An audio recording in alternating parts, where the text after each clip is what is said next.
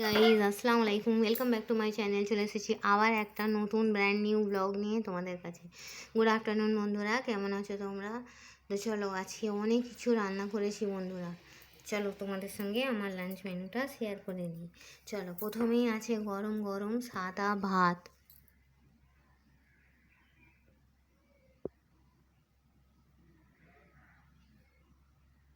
সঙ্গে আছে কাঁচা পেঁয়াজ, ঠিক আছে। তারপর আছে মুসুরির ডাল,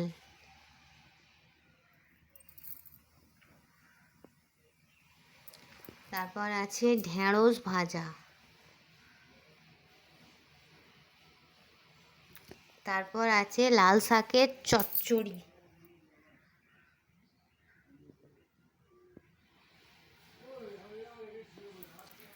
তারপর আছে মাংস আলু ভাজা,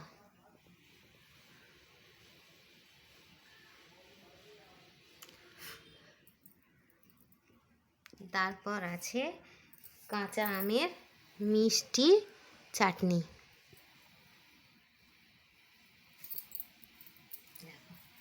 আজকে আমের খোসাগুলো ছাড়াইনি, জানো, আমের খোসা শুদ্ধই চাটনি করেছি। এই নিয়ে আমার 4th টাইম, 3বার করেছি আমের খোসা ছাড়িয়ে, আজকে করেছি খোসা সমেত।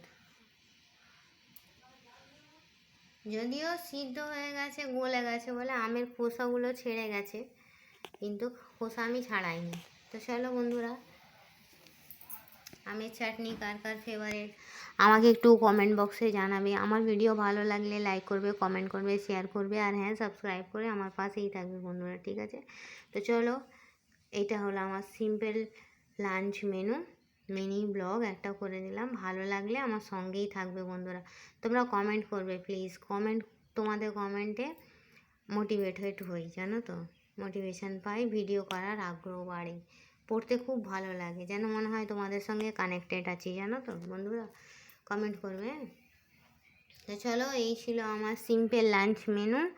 সাদা ভাত, সঙ্গে পেঁয়াজ, মুসুরির ডাল, ঢেঁড়স ভাজা, লাল শাকের চচ্চড়ি, মাংস আলু ভাজা, আর শেষ পাতে হচ্ছে আমের চাটনি। ঠিক আছে বন্ধুরা, তো চলো, এই বলে আমার ব্লগটা ছাড়ছি। Thanks for watching. আর হ্যাঁ, কে কে খাবে চলে এসো।